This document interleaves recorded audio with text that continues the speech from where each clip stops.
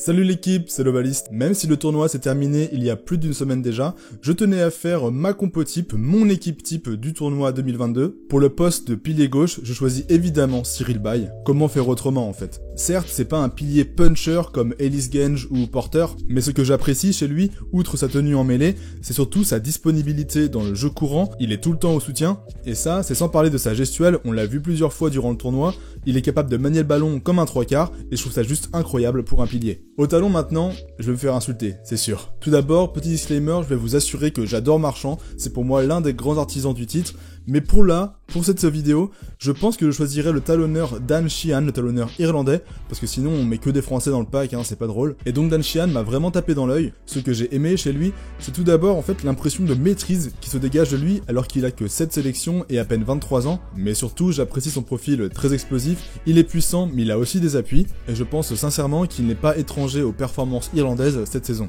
À droite, pour compléter la première ligne, là encore on fait appel à un Irlandais avec Tadhg Furlong. Je sais pas si j'ai bien besoin de le présenter et d'expliquer mon choix, mais en tout cas, Tadhg Furlong, il est considéré comme le meilleur pilier du monde à l'heure actuelle, et ce que j'aime chez lui, c'est un peu comme pour Bay en fait, il paye pas de mine, c'est un gros pilier qui tient beaucoup en mêlée, bon sauf face à l'Angleterre où il s'est fait bouffer par Genge, on est d'accord.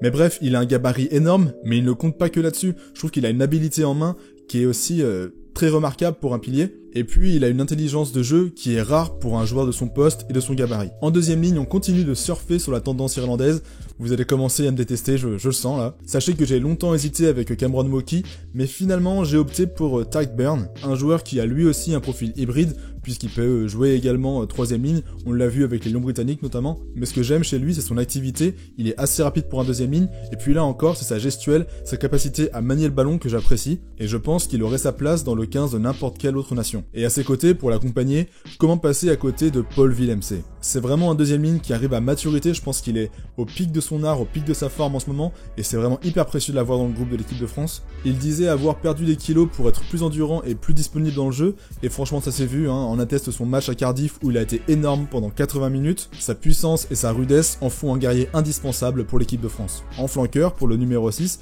moi j'aime bien un peu les profils un peu comme un deuxième 8, un petit peu à la Caelan Doris, genre puissant, mais aussi très coureur et assez disponible, surtout très rude sur l'homme, et c'est pour ça qu'à la base j'étais peut-être parti sur Doris, mais quand on voit le tournoi qu'a fait François Cross, je peux pas passer à côté. Certes, c'est pas le plus costaud, c'est pas le plus rapide, c'est pas celui qu'on voit le plus, mais par contre, qu'est-ce qu'il abat en défense, qu'est-ce qu'il surtout soutient tout le temps. Il a montré qu'offensivement, il était hyper important parce qu'il assure la continuité des actions, il assure la conservation du ballon. François Cross, on n'en parle pas assez, mais c'est un vrai gars sûr. En 7 maintenant, je me sens obligé de sélectionner Lamaro, le capitaine de l'Italie. On sait qu'il finit le tournoi en tant que meilleur plaqueur de cette édition 2022, avec 86 plaquages au total quand même, ça fait plus de 15 plaquages par match, c'est énorme, juste énorme. Il est à la tête d'une équipe d'Italie jeune et talentueuse qui veut changer les choses, et je trouve ça juste de le prendre.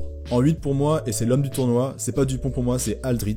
Juste incroyable le tournoi qu'il fait. Il termine plusieurs fois homme du match, contre l'Italie et contre l'Irlande il me semble. C'est le porteur de balle principal de l'équipe de France. Il abat vraiment un travail titanesque en ce moment, et franchement je sais pas comment il fait pour tenir physiquement, j'espère vraiment qu'il va pouvoir tenir comme ça le plus longtemps possible, parce qu'il est tellement précieux. Il est le joueur qui a porté le plus de fois la balle durant la compétition, je vous mets la stat là parce que je l'ai pas en tête, et tout ça en sachant que défensivement, il s'échappe pas non plus. Je le relève souvent dans mes analyses, mais j'aime beaucoup la manière dont il vient plaquer assez haut les porteurs de balle, en étouffant le ballon et en cassant les attaques, parce qu'il ralentit vraiment beaucoup la libération des balles. Et puis il a montré face à l'Angleterre qu'il pouvait être un vrai gratteur aussi, donc franchement il est ultra complet, et juste quelle chance de l'avoir. Pour la charnière maintenant, je vais pas m'encombrer, hein, je vais juste prendre la charnière victorieuse, Dupont-Ntamak. Pourquoi faire compliqué, hein? Je trouve que Dupont a su faire du Dupont, c'est-à-dire jouer sur ses qualités offensives sans en faire trop non plus, à part peut-être parfois contre le Pays de Galles, mais en même temps c'était un match tellement fermé qu'il fallait bien essayer de trouver des solutions autrement. En défense, c'est littéralement un 9e avant,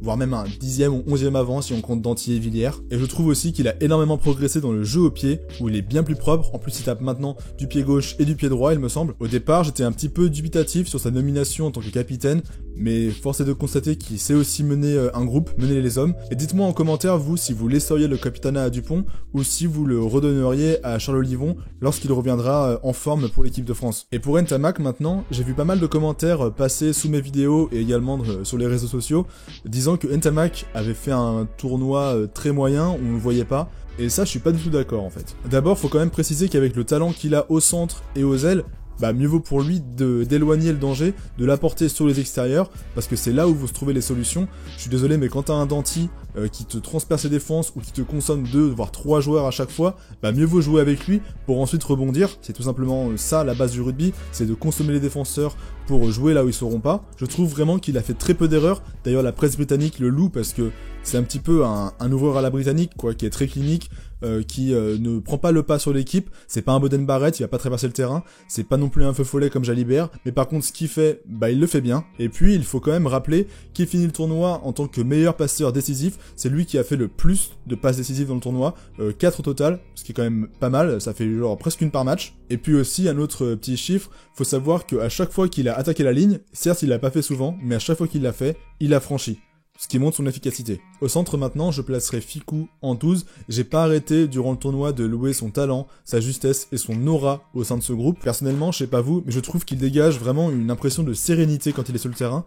Moi, franchement, quand je le vois, je me dis qu'on peut aller à la guerre avec lui. Honnêtement, avec Fickou en capitaine de la défense, on est tranquille. Et c'est dingue de se dire que c'est seulement son premier titre, alors qu'il a déjà 27 ans, et franchement je suis hyper content pour lui, c'est vraiment très mérité au vu de la constance qu'il affiche depuis des années maintenant. Et la constance, c'est justement ce qui m'a poussé à choisir Ringrose à la place de Danti. Certes, Danti est plus voyant, plus puissant évidemment, plus consistant que Ringrose, mais je pense que Ringrose a été plus constant sur ce tournoi-là. Déjà Danti, il manque un match, celui contre l'Irlande, qui est pour moi l'un des plus importants, c'était la nation qui nous a donné le plus de fil à retordre, peut-être un petit peu avec les Gallois, mais c'était le match que tout le monde craignait en fait. Et puis je trouve que même s'il a fait un tournoi énorme, Danti contre l'Angleterre, il a quand même baissé un petit peu de régime, et notamment il loupe 4 plaquages, ce qui est un peu gros par rapport à ses rendements habituels. Et donc voilà, je trouve que Ringrose a été plus constant, et il mérite parce que le nombre de ballons qu'il porte aussi par match, c'est juste énorme. Donc bref, Ringrose, ce serait mon numéro 13. Et arrêtez de râler, hein, je peux pas mettre des Français partout non plus. Aux ailes maintenant, si je devais retenir un joueur, c'est Villiers. C'est simple, si j'avais pu le mettre en top et le mettre en homme du match sur tous les matchs, je l'aurais fait. C'est réellement une des pierres angulaires du 15 de France. Certes, c'est pas le plus flamboyant, c'est pas celui qui va marquer le plus d'essais, quoique son petit tchic-tchac face à l'Italie, on s'en rappelle, hein, ça montre un petit peu le talent du bonhomme. Mais donc je disais que si c'est pas lui qui va marquer beaucoup d'essais, en tout cas, grâce à lui, on en marque pas mal. Et notamment parce qu'il est omniprésent au soutien. Dès qu'il y a une percée, dès qu'il y a une phase un petit peu dangereuse pour l'adversaire, bah il est là, c'est lui qui assure la continuité du ballon, soit en allant directement porter près des rucks pour suppléer ses gros qui commencent à être dans le rouge, soit en allant batailler dans les rucks pour faire en sorte que le ballon soit disponible. Et puis avec tout ça, on ne parle même pas de son énorme engagement défensif.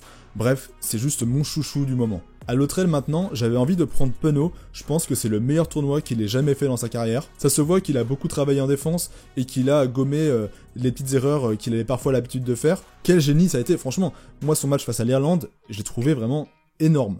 Énorme, tout simplement. Mais finalement, j'ai opté pour Darcy Graham. Pourquoi Darcy Graham? Déjà parce que c'est l'un des grands artisans de la victoire face à l'Angleterre. Ça a été l'un des rares Écossais à donner satisfaction durant ce tournoi. Il paye pas de mine en apparence, hein, il est pas hyper costaud, il est comme ça. Mais par contre, il retourne des mecs, il bataille dans les rucks. Comme pour Villiers, il est hyper complet, je trouve. Et puis voilà, je l'aime bien, il y avait pas besoin de me justifier non plus. J'adore Penaud, voilà, mais fallait un Écossais dans le groupe, j'adore l'Écosse. Voilà, Darcy Graham, mon ailier, le numéro 14. Et à l'arrière, maintenant, j'ai pas vraiment eu de crush, j'ai eu un peu de mal à sortir un arrière du lot. Oui, Stewart a été très solide, tout comme Keenan, qui a été essentiel à l'équilibre du rideau irlandais, qui a fait un très bon tournoi également. Melvin Jaminet, quant à lui, a soufflé le chaud, le froid, il m'a pas non plus hyper convaincu, hein. Il a fait des bons matchs comme face au Gallois, où il était très bon, et d'autres un peu plus inquiétants. Et donc, vu que j'ai pas de joueur qui est sorti du lot a priori, j'ai fait le pari de sélectionner Capozzo. Certes, il a fait que 2 matchs, mais le peu qu'il a montré, bordel, qu'est-ce que c'est jouissif. Ça se voit que c'est un pur attaquant. Alors certes en défense, je pense qu'il a quelques petits scories, mais en même temps le mec c'est une allumette.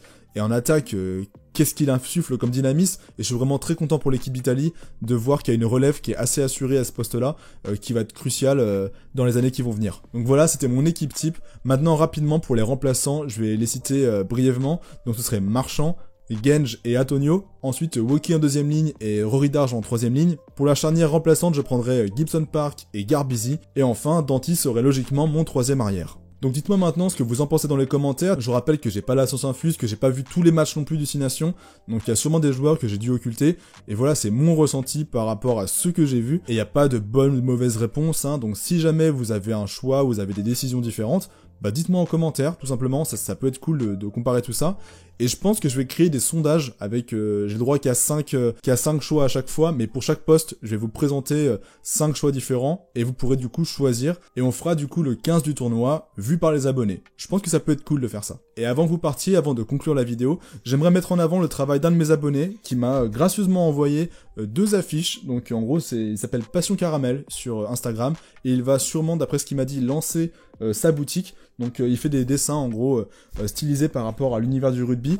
Donc il m'en a envoyé 2 donc, que je vous montre là. Donc là maintenant il faut juste que je les encadre et que je puisse les mettre dans mon décor. Hein. Je suis un connard, ça fait 3 semaines que je dis que je vais le faire et je le fais pas parce que j'oublie à chaque fois. Mais en tout cas je vous mets ces références en description si jamais ça vous intéresse d'aller faire un tour et de lui donner un petit peu de la force pour son projet. Bref, c'est la fin de cette vidéo, j'espère qu'elle vous aura plu. Et donc voilà, moi je vous fais plein de bisous, je vous dis à la prochaine.